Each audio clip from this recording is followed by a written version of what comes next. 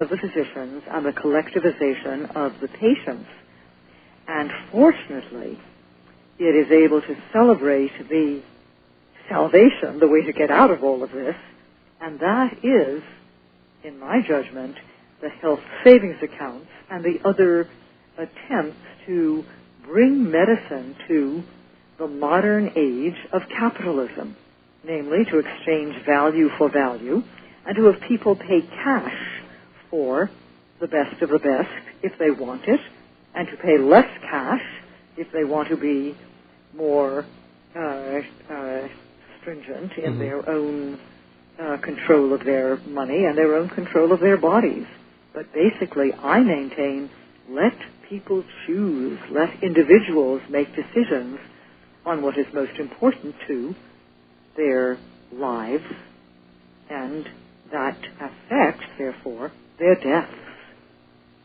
How, for people who have most of their insurances tied into their work, how do they can they get out of that and start their own program?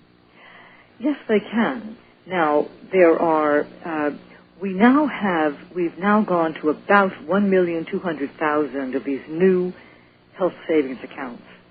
If any of our listeners want to ask their employers or their human resources groups about health savings accounts, I think they'll find that the answer is sometimes a very enthusiastic yes.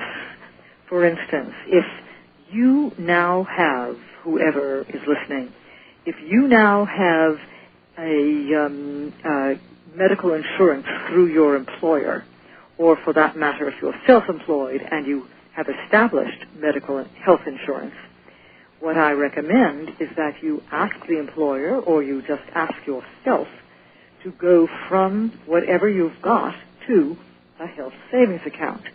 What your employer will discover is that the health savings account, which consists of the two things, one is the health savings account itself, and the other is the high deductible catastrophic insurance, that this combination costs less than regular health insurance.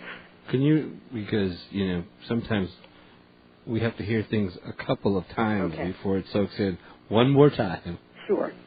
Let me suggest that you picture a handshake, two hands as equivalent hands, so the left and the right, or two right hands of two people, or the two parts of a pair of pliers.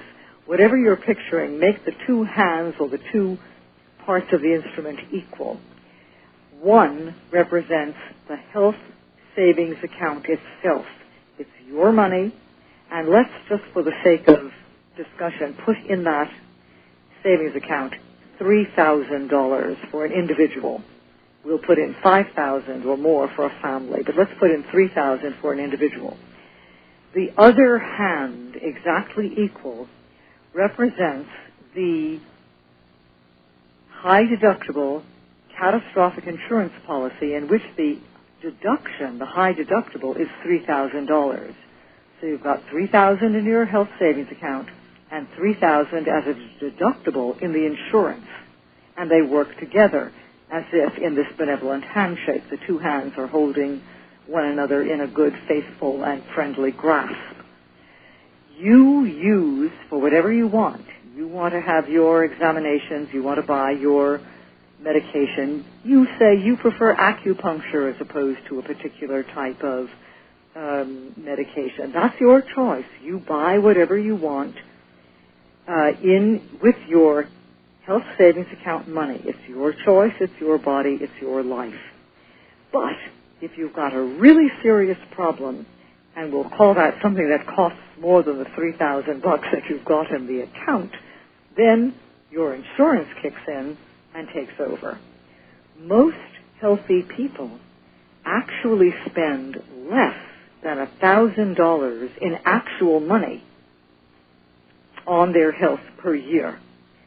Therefore, this individual who's got the hypothetical $3,000 in the account will have, say, $2,000 left over.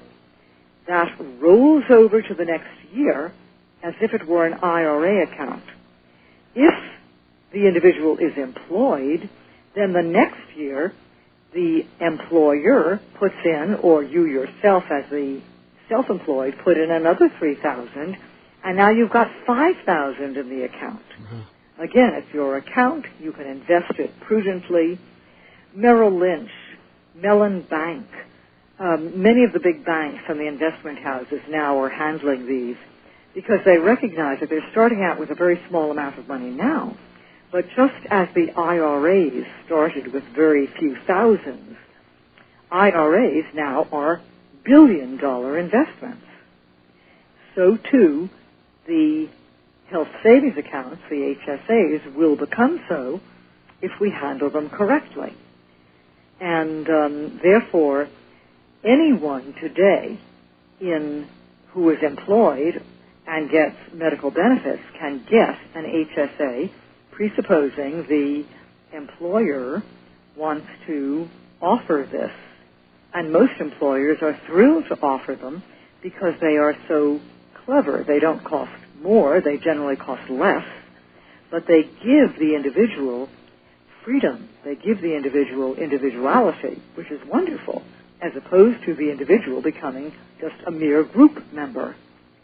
If any of the listeners want to hear more about this, I recommend that they go online and look at HSA Insider, that's Health Savings Accounts Insider, or HSA Online, or simply type in Health Savings Accounts, and you will find literally millions, not thousands, but millions of hits, because health savings accounts are brand new, and they're magnificent, and they enable us to avoid sustainable medicine.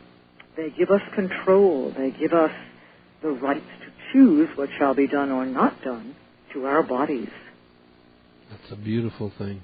Are the physicians becoming more acceptable? Because, they've been so long into this PPO, HMO, whatever baloney. You're right. That if you come to them and say, hey, I want to pay cash, sometimes they look, especially in the office, well, gee, we're not sure we can do that. Right, and furthermore, many of the physicians will say, cash? I don't know what to do with it. We don't have a cash register. But that's all right. They're becoming far more sophisticated, and there are many people, many physicians and surgeons throughout the country who have decided to simply stop taking insurance altogether. And they are running what are, in essence, cash practices. And there's one particular man, for example, in Tennessee, who has a clinic called Patmos, Patmos, and it sounds biblical, but what it really means is pay at the moment of service. Oh, that's beautiful. And then in California, there's a whole group of Simple Care or similar physicians and surgeons who have decided that they're going to use only cash or cash, credit card, and check. And this is wonderful. It is a way in which there is dignity, there is a confidentiality between the physician and the patient, and there's no need to send the medical record to some insurance clerk who, after all, should not be practicing medicine because not having a medical degree.